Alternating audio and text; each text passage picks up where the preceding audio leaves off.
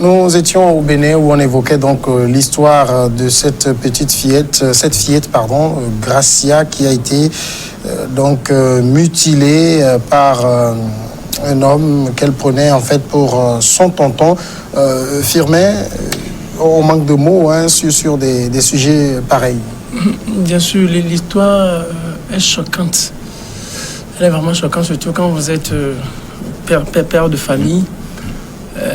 C'est tellement choquant. Vous avez de l'empathie, quoi. Vous mettez à la place des parents de cet enfant.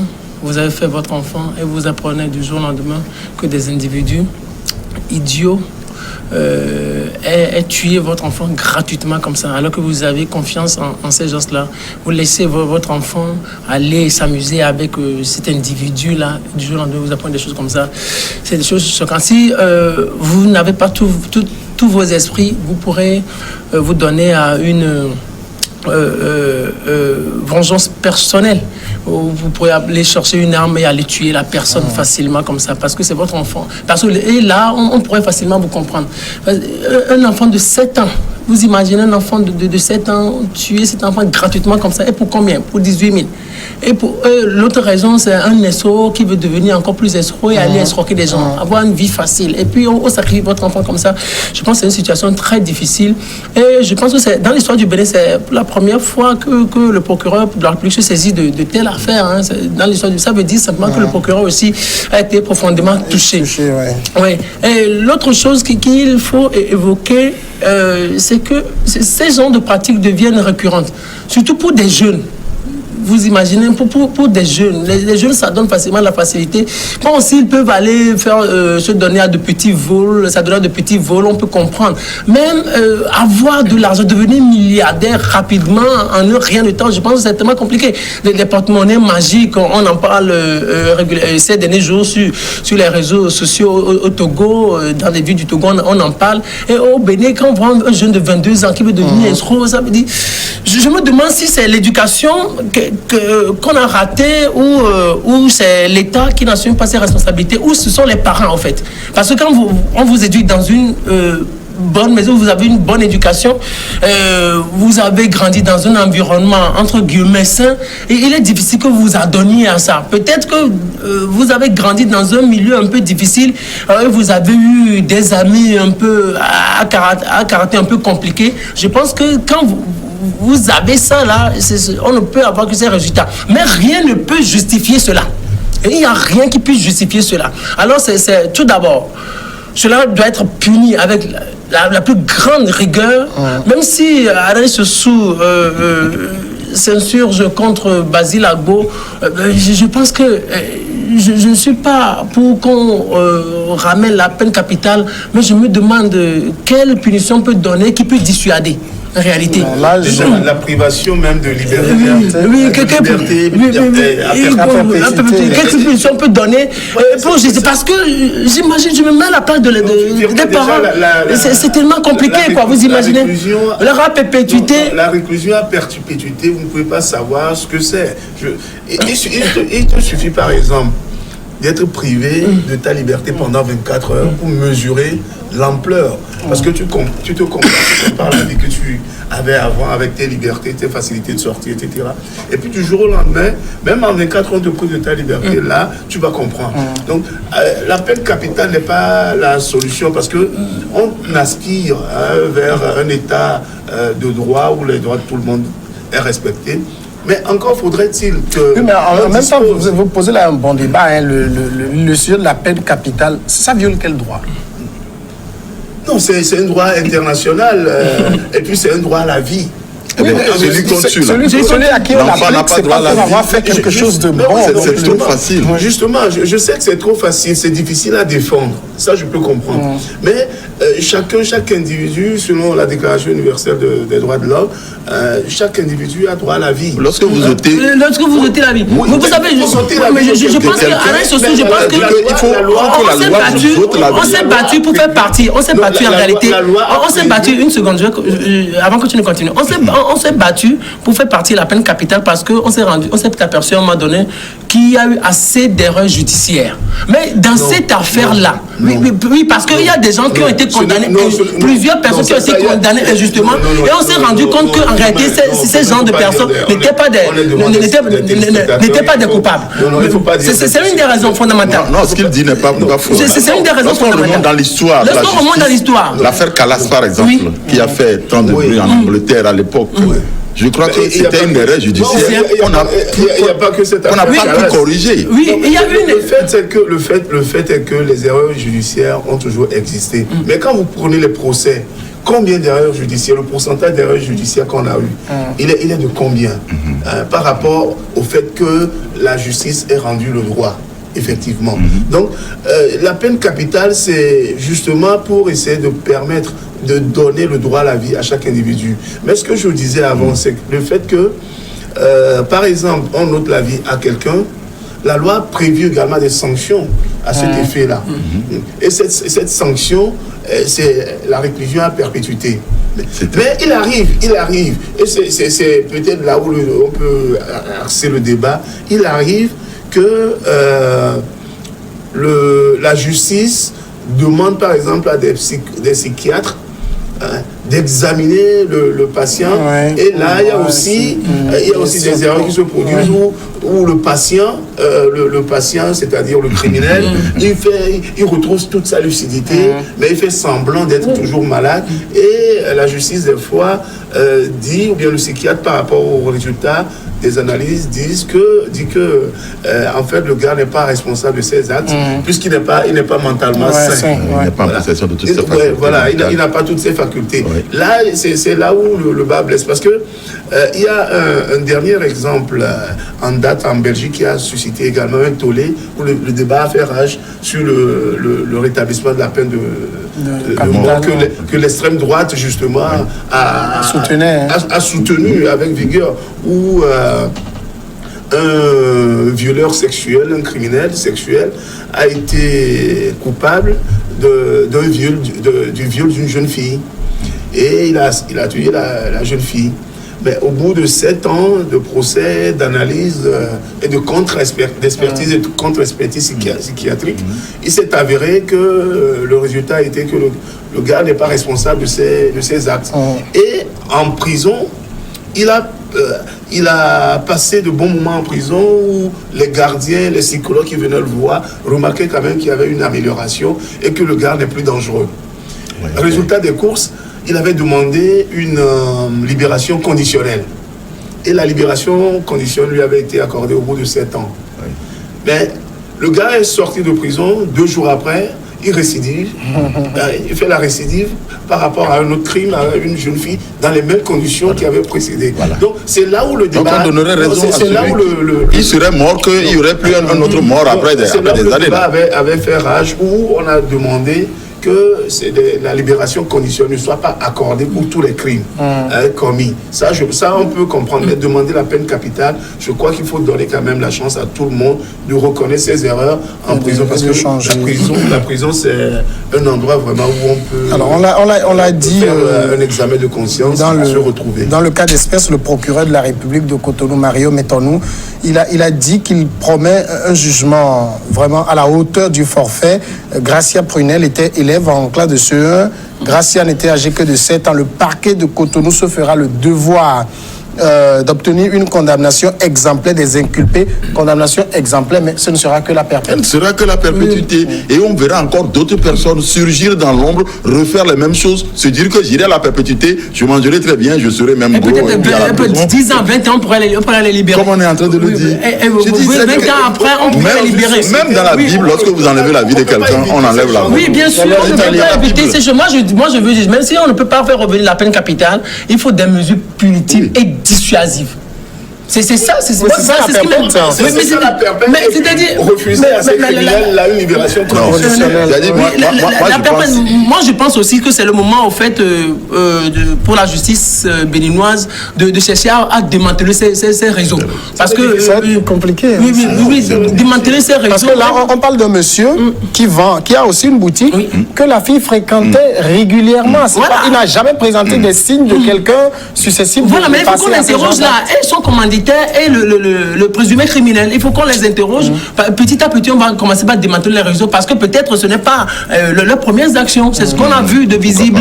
Oui, c'est ce qu'on a vu. Parce qu'il y a des gens qui disparaissent. Ça, c'est parce que cela a choqué. Oui, mais en même temps, il y a Firmin qui avait soulevé un aspect important tout à l'heure. Un jeune de 22 ans, on a tous eu 22 ans, c'est pas à ça qu'on pensait à l'époque. Ah ben non. Qu'est-ce qu'il y a? Qu'est-ce qui se passe? En fait, il y a une crise d'éducation qui est là aujourd'hui pour les jeunes. Et ça, je crois que moi, j'ai été fils d'enseignant et je ne me plains pas trop de l'éducation que mes parents, l'éducation de sévérité que mes parents nous ont donnée. Par exemple, à notre époque, nous, on est encore, par rapport à Basile, un peu plus jeune. On est plus jeune, mais on approche déjà aussi quand même de l'âge vraiment à truc. Mais à notre époque, je me rappelle que même les voisins, quand ils nous retrouvaient dans la rue, pouvaient nous punir. Bien sûr, oui. Nous ramener à la maison et nos parents nous punissaient.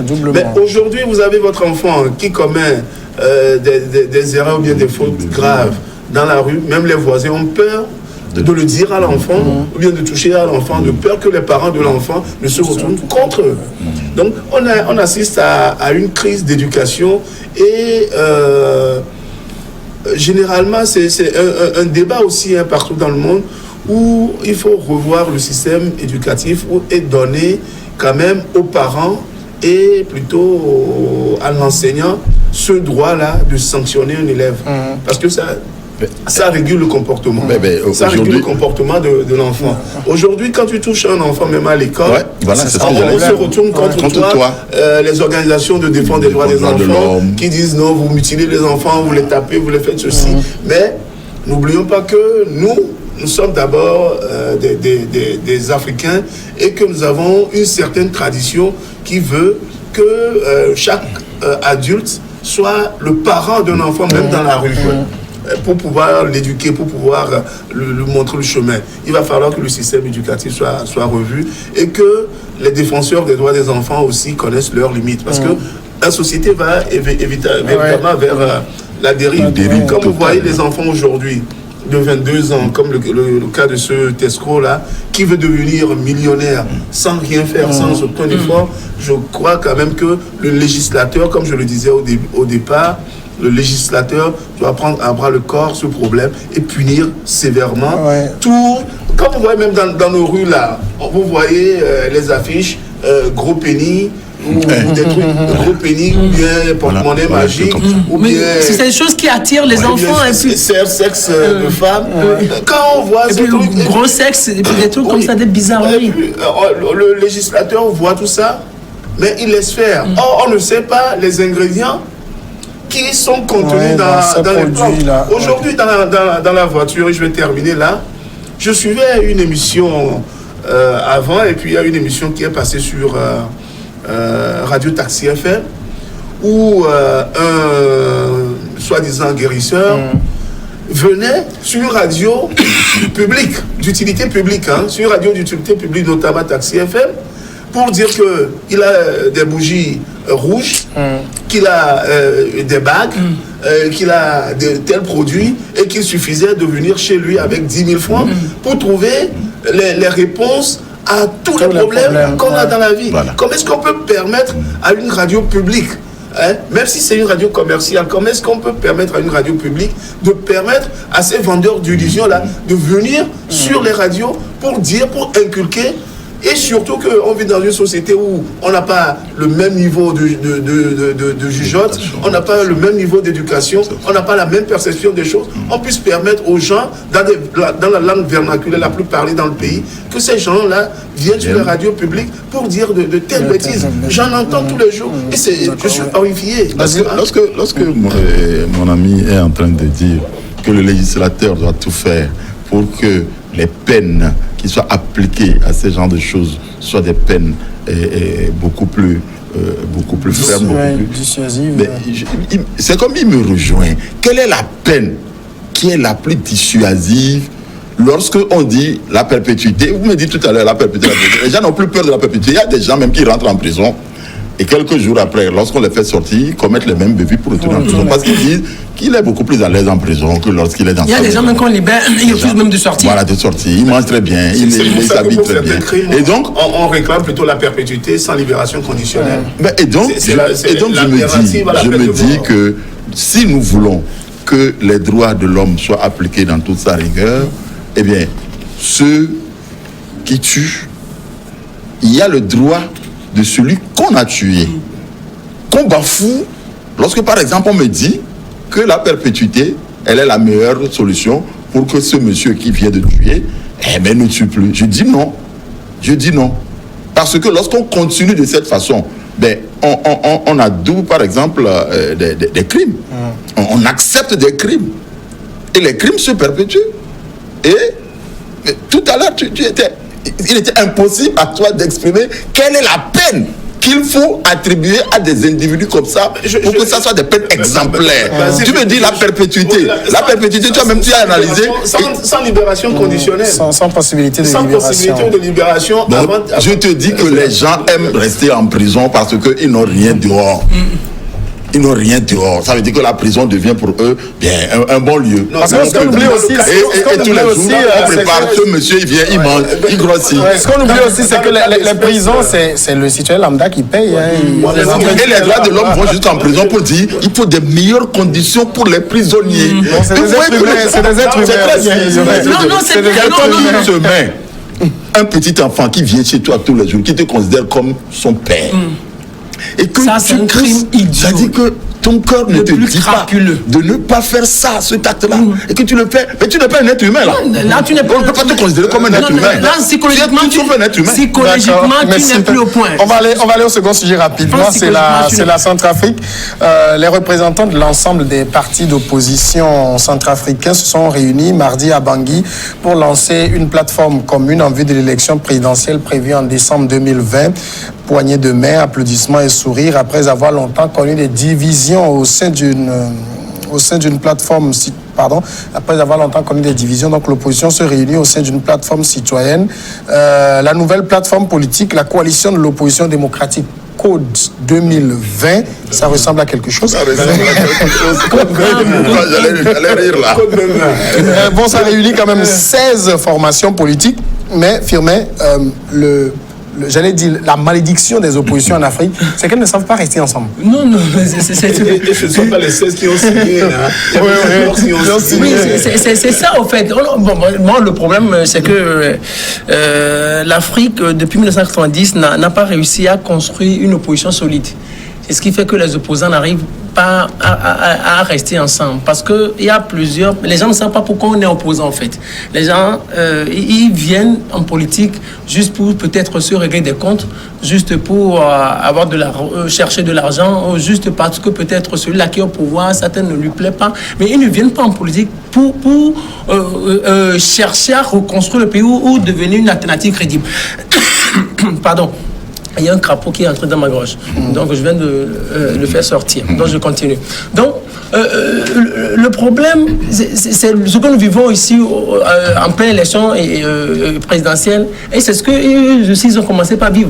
Bien, jusqu'à peut-être 2 mois, 3 mois, vous allez voir, ils vont commencer par se désengager. On va sortir, va crier. Parce que par rapport à l'élection, même, il y a des gens qui ne sont pas d'accord avec l'organisation des élections. Parce qu'il y a des gens qui se disent qu'il faut régler le problème sécuritaire. Et d'autres même qui proposent une certaine transition. Donc, régler le problème sécuritaire, que le pays soit engagé sur la voie de la transition, d'une transition d'abord, et après on parlera d'élections. Donc, et d'autres qui sont d'accord avec les élections, comme la MINUSCA et aussi les Nations Unies qui disent, OK, nous allons faire tout pour organiser des élections. Donc, vous voyez, plusieurs voies divergentes. Comment ils vont parvenir à trouver ou à s'accorder sur le juste minimum? Donc, il faut juste dire que ces opposants s'engagent déjà sur la voie de la divergence. On ne sait à quoi cela va aboutir. Il y a Anissé Georges Dologuélé, qui est arrivé deuxième à l'issue de la dernière présidentielle, qui dit « Nous nous donnons la possibilité de discuter d'une éventuelle candidature unique. Cela viendra avec le temps. » D'abord, je voulais dire à mon ami Firmin que quand il parle du fait qu'il n'y a pas d'opposition, ou bien l'opposition n'arrive pas à faire ci ou bien à faire ça en Afrique, je ne trouve pas que c'est la bonne raison. Ça, c'est mon point de vue. C'est parce que, surtout dans les pays francophones africains, les indépendances, non seulement ont été mal gérées, mais la métropole était toujours restée derrière pour donner un coup bas à la jeune démocratie naissante dans les pays francophones africains. Et sur ce plan-là, quand vous voyez, la plupart des pays francophones africains ont été gérés d'une main de fer par des dictatures. Et ces dictatures-là n'ont jamais voulu céder le pouvoir à qui que ce soit et à n'importe quel prix. Donc cela a déjà faussé ce paradigme-là d'avoir en face une opposition solide, une opposition qui s'oppose, qui propose, qui est un contre-pouvoir. Donc, on a voulu plutôt décapiter, depuis les indépendances, depuis nos indépendances, on a voulu décapiter nos oppositions. Le cas de notre pays, le Togo, est là depuis 1963, on n'a jamais connu une opposition jusqu'en 1990. Et il en est de même avec l'assassinat du président centrafricain Ngouabi par, comment il s'appelle, par la France et l'installation comme empereur de Jean Bédel Bokassa. Donc comment voulez-vous qu'on ait une opposition forte lorsque la France n'a jamais voulu qu'il y ait une opposition pour que les voix soient démocratiques, mais ils ont plutôt préféré avoir des sous-préfets france-africains qui puissent obéir à leurs desiderata.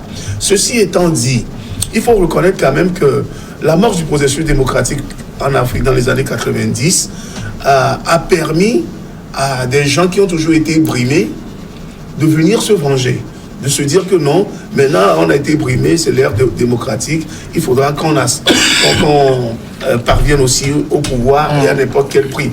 Et ces gens-là n'ont pas derrière d'abord un programme politique fort. Ça c'est le premier point. Deuxième point, ils n'ont pas de moyens suffisants.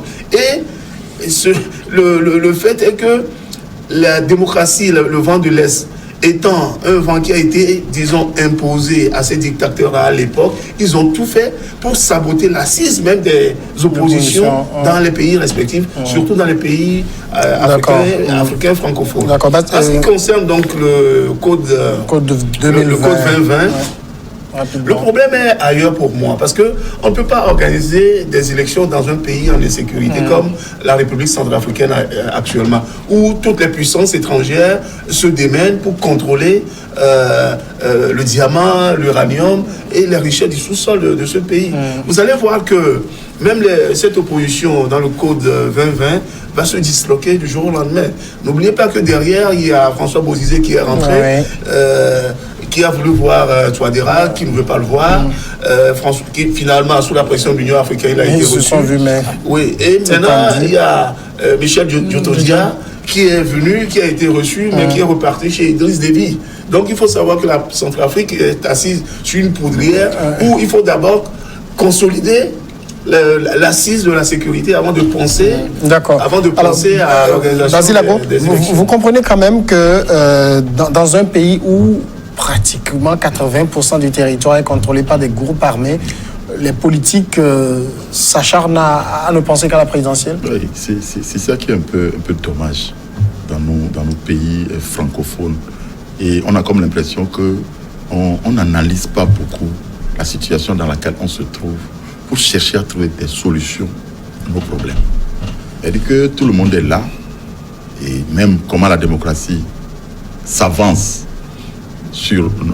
dans nos pays, on a comme l'impression que tout le monde d'abord veut faire de la politique, et parce que la démocratie elle est là, etc., sans une vision pour avoir un programme de société qui s'accorde par exemple à une pensée politique. Dans nos pays, par exemple au Togo, voilà combien de partis politiques nous avons. 114. Et quels sont les programmes de société que ces partis véhiculent? Et quelle est, c'est-à-dire que la base, la notion politique sur laquelle on fonde, l'idéologie politique sur laquelle on fonde. Les gens n'ont aucune idéologie politique. Comme tout à l'heure, Soussou le disait, les gens viennent, on veut se régler des comptes, et on ne pense plus à l'important. Qu'est-ce qui est important pour notre pays? Qu'est-ce que nous voulons pour notre pays? Non, on laisse ça, et chacun se présente. C'est moi, c'est moi, c'est moi, c'est moi. Et c'est ça qui crée les problèmes que nous avons. Les problèmes sont beaucoup plus gros que ce à quoi eux, ils sont en train de penser. Mais on laisse ces problèmes-là et chacun se dit, c'est-à-dire qu'on a son moi à défendre plutôt que le pays à défendre. Alors, maintenant, lorsque nous accusons la France, je dis non, il n'y a pas à accuser la France. Les hommes politiques africains ont refusé d'être intelligents. Il y a combien d'idéologies dans le monde? Combien d'idéologies politiques dans le monde? On peut peut-être calquer son idéologie politique en réfléchissant sur si c'est le socialisme que je vais aborder, si c'est le capitalisme. Vous voyez les États, les grands États. Il y a combien de partis politiques dans les grands États? Il n'y a que nous, en Afrique, qui créons les partis politiques matin, midi, soir. Lorsqu'on sort d'un parti politique, on n'est pas content avec l'ancien dirigeant, on crée son parti politique. Et c'est comme ça qu'on continue. Si cette lancée, nous continuons comme ça, je crois que la démocratie en Afrique n'ira pas loin. Nous allons continuer, pas trébucher. On va créer des coalitions 20-20, on va créer des coalitions 14, etc. Mais nous allons continuer, pas piétiner. C'est ça. Il faut que les politiques africains réfléchissent sur qu'est-ce qu'on appelle idéologie politique. Et comment allons-nous faire pour que nous puissions démontrer cette idéologie et nous dire que l'alternance peut venir parce que les uns étaient capitalistes, ils ont la vision capitaliste. Nous, on a cette vision et nous expérimentons cette vision. Si les populations n'arrivent pas à distinguer l'un parti de l'autre, c'est parce que nous ne leur montrons pas l'idéologie politique que nous voulons véhiculer. Et on est dedans. Le parti qui est au pouvoir a les mêmes idéologies que vous qui venez, qui vous voulez arriver. Mais c'est vos figures qui changent. Et on croit que les populations vont se mettre dans ces histoires-là. Je crois qu'à un moment donné, il va falloir que tous les politiciens africains se réunissent et réfléchissent pour que nous essayons d'éliminer les